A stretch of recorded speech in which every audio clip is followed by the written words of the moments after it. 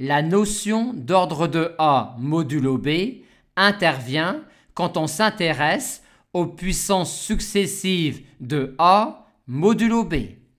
Comme modulo B, il n'y a qu'un nombre fini d'entiers, quand on considère les puissances successives de A modulo B, on retombera tôt ou tard sur une puissance que l'on a déjà rencontrée. Et comment formaliser ce que l'on vient de dire? Dire qu'il existe des entiers naturels K1 et K2 distincts, tels que A puissance K2 soit congru à A puissance K1 modulo B, revient à dire que cette application-là est non injective.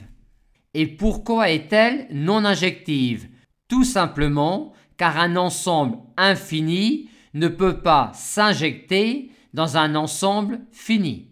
Cette application-là étant donc non injective, il existe alors des entiers naturels K1 et K2 avec K2 strictement plus grand que K1, tel que A puissance K2 soit congru à A puissance K1 modulo B.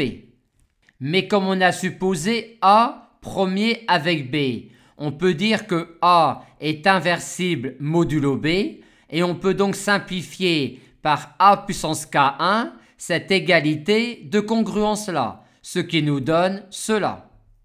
Et on vient donc de montrer que quand A est premier avec B, il existe un entier naturel K non nul tel que A puissance K soit congru à 1 modulo B.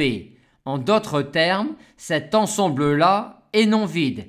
Et comme il s'agit d'une partie de n étoiles, il admet un plus petit élément que l'on appelle l'ordre de A modulo B. L'ordre de A modulo B est le plus petit antinaturel non nul tel que A puissance E soit congru à 1 modulo B. Et on va maintenant montrer que l'on a alors A puissance K qui est congru à 1 modulo B si et seulement si K est un multiple de E. On a pris ici un entier relatif K. Et de prime abord, on pourrait trouver surprenant de parler de 4 à la puissance moins 6 modulo 25, étant donné que 4 à la puissance moins 6 n'est pas un entier. Mais comme 4 est premier avec 25, 4 est inversible modulo 25, et on peut donc parler de 4 puissance moins 6 modulo 25, 4 puissance moins 6 représentant alors la puissance sixième de l'inverse de 4 modulo 25.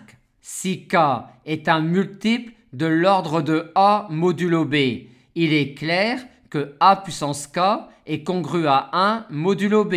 Montrons maintenant la réciproque.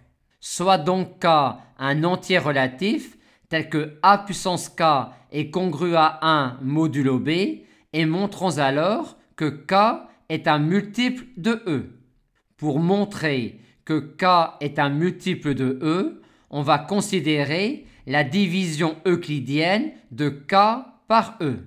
Avec la division euclidienne de K par E, et vu que A puissance E est congru à 1 modulo B, et de même pour A puissance K, on en déduit que A puissance R est congru à 1 modulo B.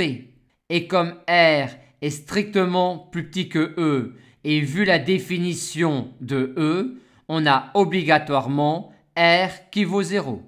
C'est-à-dire encore K est un multiple de E.